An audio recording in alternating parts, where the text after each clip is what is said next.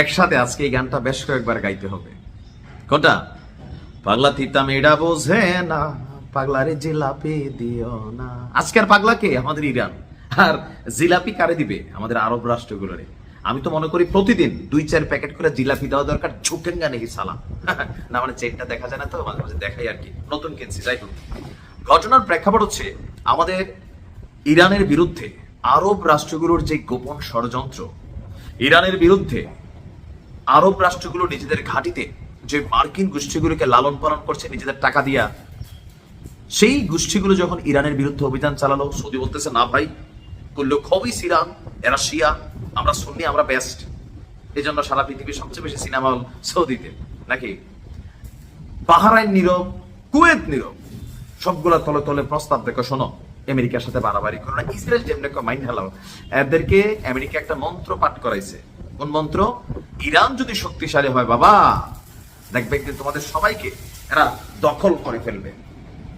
এখন এই যখন পরিস্থিতি, ইরানের সশস্ত্র বাহিনী নতুন প্রধান আব্দুল রহিম মোসাবি তিনি এক বিবৃতি দিয়েছেন।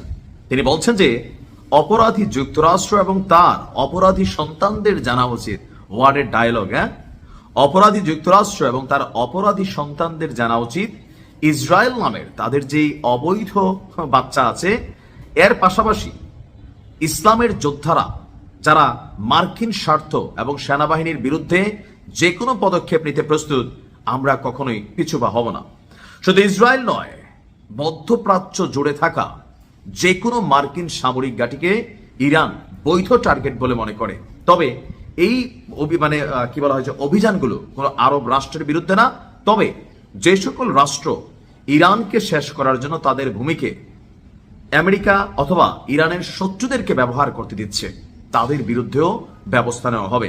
তবে বিষয়টি হবে শুধুমাত্র মার্কিন সামরিক ঘাঁটি, আর টার্গেটের মধ্যে ইসরায়েল থেকে শুরু করে মধ্যপ্রাচ্য জুড়ে থাকা যেই কি বলা যে সামরিক ঘাঁটিগুলো আছে, এর মাঝখানে আপনারা জানেন 12 থেকে 14টা আরব রাষ্ট্রে কিন্তু এই ঘাঁটিগুলো আছে। ইরানের কৌশলগত প্রতিক্রিয়ার অংশ হিসাবে ইরান বলছে যে সাময়িক যুদ্ধবিরতি এক জিনিস, কিন্তু যদি কোনো মিত্র শক্তি অথবা আরব শক্তি ইরানের বিরুদ্ধে বা পশ্চিমাদের পক্ষে তাদের জমিনকে বা ভূমিকে ব্যবহার করতে দেয়, আর এ থেকে ইরান কোনো ক্ষতিগ্রস্ত হয়, তাহলে তাদের পরিণতি হবে আপনার কাতারের মতো। আলোচনায় কেন কুয়েতের নাম? বলছে যে কুয়েতে আপনার মার্কিন যুক্তরাষ্ট্রের যে ঘাঁটি আছে, সেই ঘাঁটি থেকে পরবর্তী কোন একটা হামলা চালানোর পরিকল্পনা বা ফন্দি আসছে আমেরিকা।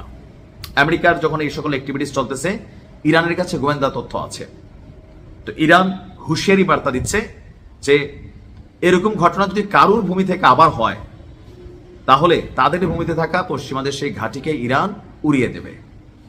এখন কুয়েতে যদি কোনো রকম চক্রান্ত হয়ে থাকে বা আমেরিকা যদি কোনো একটা পরিকল্পনা করা থাকে যেটা কুয়েত থেকে বাস্তবায়ন করবে, কুয়েতের উচিত কাতারের পরিণতি দেখে শিক্ষা নেওয়া এবং কি আমেরিকাকে এই ধরনের কোন রকম ভূমিকায় যেতে না দেওয়া, বাধা দেওয়া। আর এরপরে যদি ব্যবহার করতে দেয়, আমি মনে করবো ইরান যদি কোনো ফান্ড কালেকশন করে, আমি ভাই গরিব মানুষ 2-5 হাজার আমিও দেব ইনশাল্লাহ। কাতারি টাতারি এগুলারে ধরেন ধরার লাগে আর কি, মানে যা আছে আমার মনে হচ্ছে আমার তো অনেকে দিবেন নাকি। আমার ধরেন আমি যদি একটা ভিডিও করি ইরানের জন্য ফান্ড কালেকশনের লেগা, 2-4 কোটি টাকা একটা ভিডিওতে উঠবো ইনশাল্লাহ, নাকি? মানে কারা কত দিবেন একটু কমেন্টে লেখেন, আমার আইডিয়া ঠিক কিনা সেটাও দেখি। ভালো থাকবেন, আসসালামু আলাইকুম।